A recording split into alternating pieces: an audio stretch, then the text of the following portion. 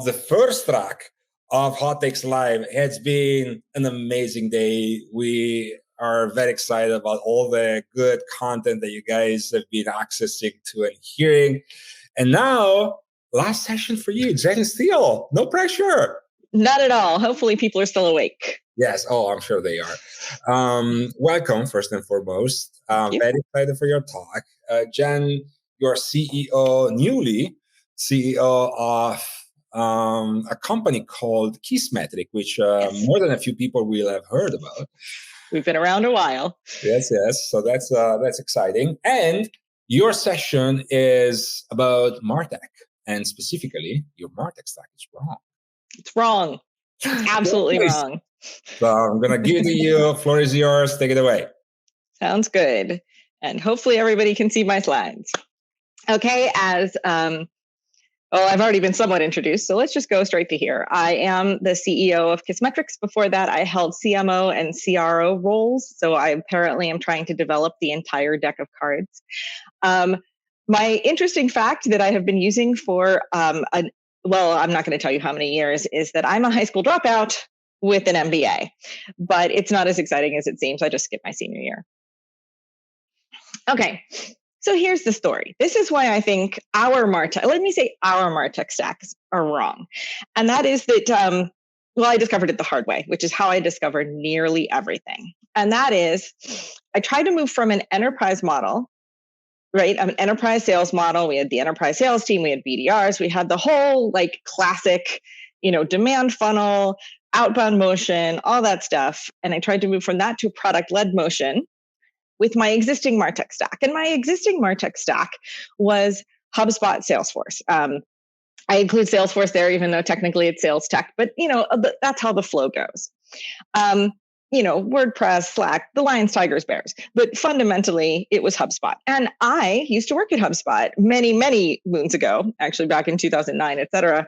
And so big fan of HubSpot, huge fan of HubSpot. And one thing I discovered about HubSpot when I tried to move to a product-led motion is that it absolutely sucked. It sucked. So in moving to a product-led motion, what I needed to do is get visibility into the product. I'm like, no big deal. Our product team has data and HubSpot has an API. And therefore, I should be able to take the data from the product team and put it into HubSpot. And I had somebody come in and spend 5 or 6 weeks doing it. It was a truly ridiculous amount of work for literally 3 data points. 3 data points. Not everybody gets to see what everybody's doing in the product. 3 data points. And so we got it into HubSpot and it continued to suck. The integration broke. We could barely trigger things off of it. And then I knew that if I needed a 4th data point, it was going to be a ridiculous amount of work. So basically, old-fashioned marketing technology is not built to analyze in-product journeys, right? Actually, just look at the landscape out there. When your product team needs to measure something, they don't say, I know, let's use this brilliant piece of marketing technology. Do they? So by the way, another hot take, this one's for free. Smoke season in Seattle sucks. So your product team isn't using marketing technology. And in fact, what they're probably doing is they're not even looking at behavioral data necessarily. They're looking at session data. They're looking to see how many people use what. And so you don't even have an apples to apples comparison with your behavioral data that's very person specific, et cetera, in your marketing platforms. And so you're basically trying to stitch together technology that's not built to play with each other. And therefore, if you try to do PLG, there are many, many challenges with product-led growth. This one, however, was so painful from a marketing perspective because, I figured I have a SaaS platform, right? I should be able to measure it like I measure my website, and you can't. It's a different world post-login than pre-login. It's just, that's how it is. And so if you do PLG with your current Martech stack, it will suck. And finally, I want to talk a little bit more about visibility. If you can't see what you're doing, if you can't see what people are doing, how are you going to grow, right? How are you, if you're in marketing, you are a growth expert.